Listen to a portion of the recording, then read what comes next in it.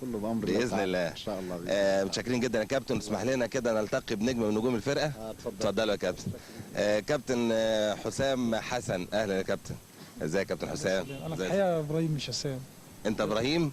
مين ابراهيم؟ ابراهيم حسن توأم حسام. توأم حسام؟ الله. حسام؟ اهلا يا حسام. الله، مش معقول. يعني انت ابراهيم وانت حسام. الله، ابراهيم انت بتلعب في الفرقه برضو؟ لا فريق 21. فريق 21. بلعب. بتلعب راس حربه برضو؟ لا، باك يمين وباك شمال. الله. ومرشح الفريق الاول؟ ان شاء الله. انا تصوري لو لعبتوا انتوا الاثنين في فرقه واحده مش هنعرف مين فيكم الباك ومين الفيرود. ها؟ طب قرب كده يا حسام شويه. ده بيحصل يعني ممكن يروح النادي الاهلي يلعب مكانك؟ ممكن يعني لو كان حتى لو هو متأيد في افريقيا السنه دي كنت ممكن العب باسمه بسبب الطرد اللي انا طلعته ده. انما لو حصل كده ممكن انت تعرف تلعب باكرات مكانه؟ لا يعني هو العب باسمه بس ممكن العب في مكان يعني محدش ياخد باله. كارنيه مكتوب باسم ابراهيم بس العب في نفس المركز بتاعنا. ابراهيم انا عايزك تقرب من حسام شويه لان دي فرصه لا تعوض الحقيقه ان انا اشوفكم جنب بعض. طب حسام، فرصه بقى ان احنا اعتقد دي اول مره ليك في التلفزيون؟ يعتبر اول مره.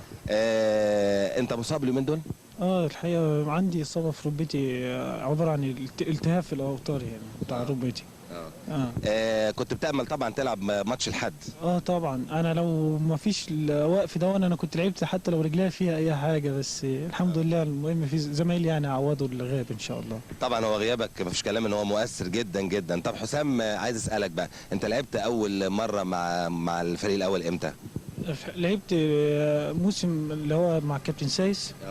لعبت ماتشين بس يعني مش كتير، بس الفرصه الحقيقيه اللي خدتها يعني كان مع كابتن جوهري في الموسم اللي فات، والحمد لله يعني لعبت الدوري يعتبر الموسم كله واحرزت 6 اهداف بالدوري.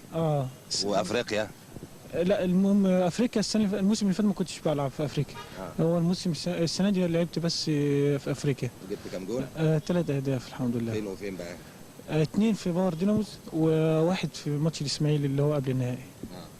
ابراهيم، حسام بيعجبك؟ طبعا. طبعا. يعني يعتبر فيرود تقيل؟ بيعمل كل ميزات الفيرود يعني. بيشاكس وهداف وكده. انت فكرت ولا؟ تعتقد انه واخد فرصته ان شاء الله بعد كده؟ الحمد لله كابتن طه يعني بياخده في الماتشات اللي هي التجريبيه لانه حاطط عينه عليه ان شاء الله في الايام الماتشات الجايه في الدوري دي هيبقى كباك رايت. باك رايت وباك شمال كمان. طب اخيرا يا حسام، قبل ما تتبوأ انت مكانك وتاخد مركز اكيد في فرقه الاهلي، كان مين اكتر واحد بتحب تقلد اسلوبه في الملعب؟ هو في الحقيقه يعني يمكن انا اسلوبي مش مميز يعني عن الفراد الحاليين يعني، لكن هو كان بيعجبني طبعا الكابتن الخطيب في مهاراته طبعا، لكن بالنسبه للمشاغبه والحاجات دي هي يعني تعتبر مثلا يعني حاجه جديده بالنسبه لي. يعني ما شفتهاش في الفراد بالنسبه لمصر. وانا بضيف على كلامك فعلا ان انت ليك اسلوب مميز يا حسام، وبنتمنى دايما تفضل على هذا الاسلوب والمستوى ده ان شاء الله باذن الله.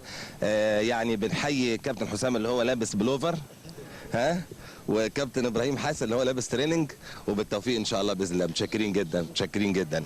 توفيق باذن الله للنادي الاهلي في لقائه يوم الاحد القادم، ويرجع لنا بكاس مصر بكاس افريقيا ان شاء الله.